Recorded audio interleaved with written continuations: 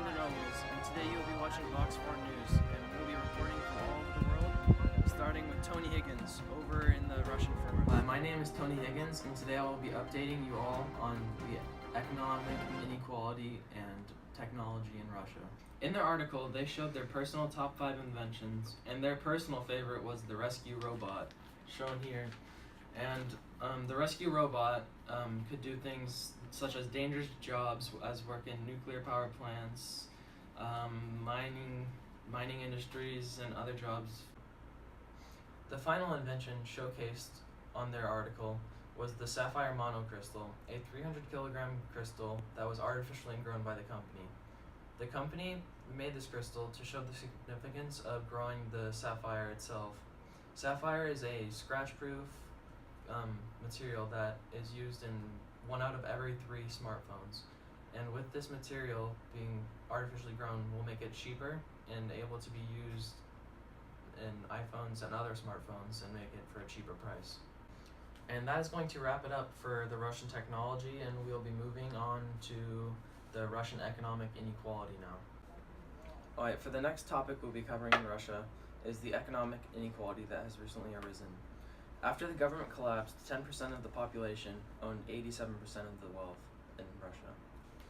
Government officials are also very corrupt as of now in Russia in many ways. For example, the Prime Minister's wife uses a government-owned private jet to fly her corgis from different dog competitions to other competitions.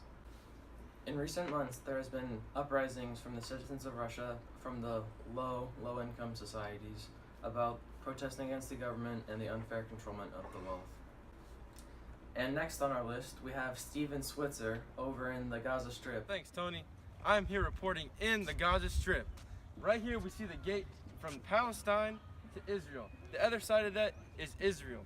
Now the tensions between these two nations are so big that they have to separate these two, or else they could start major riots. Tensions between these two countries have been going on since the early 1900s. Palestinians, made up of mostly Muslims, and Israelites, made up of mostly Jews, do not like each other because they share the same home of Christ, which is Jerusalem, which is now the capital of Israel.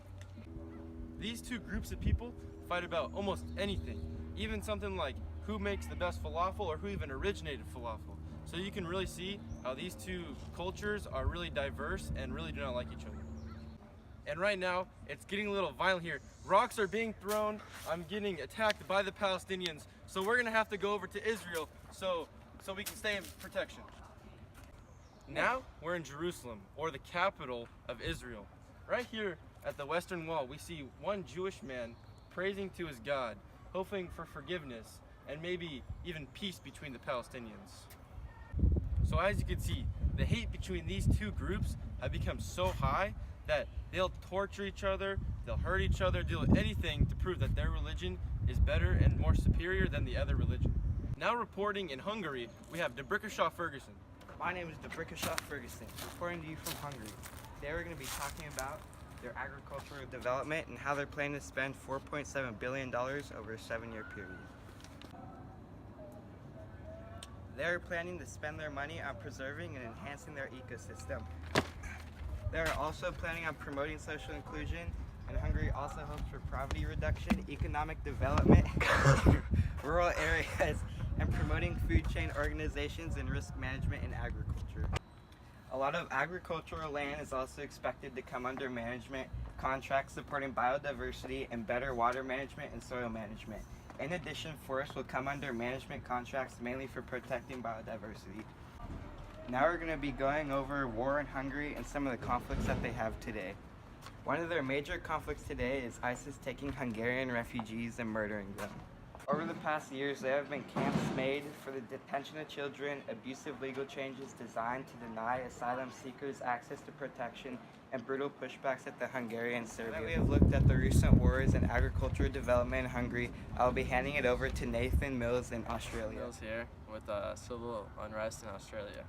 Australia and the Solomon Islands have signed a new security treaty. Hopefully one the Solomon's Prime Minister hopes will never be used. The tensions, as they are known, in the Solomons saw increasingly ethnic violence between 1998 and 2003, in which militants from Guadalcanal Island and nearby fought over land, jobs, and economic development.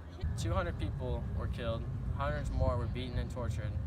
Sexual violence was widespread and several thousand people were displaced from their homes.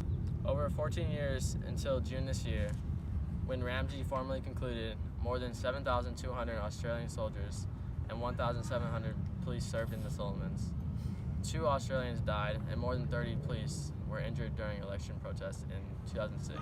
They say in 2017 that it's been a success with very low crime rates, high quality police force, children are back at school, and medicines are available. We are going to talk about the cultural and economic exchange with other nations. The acdgp strongly supports the delivery of high quality public diplomacy initiatives.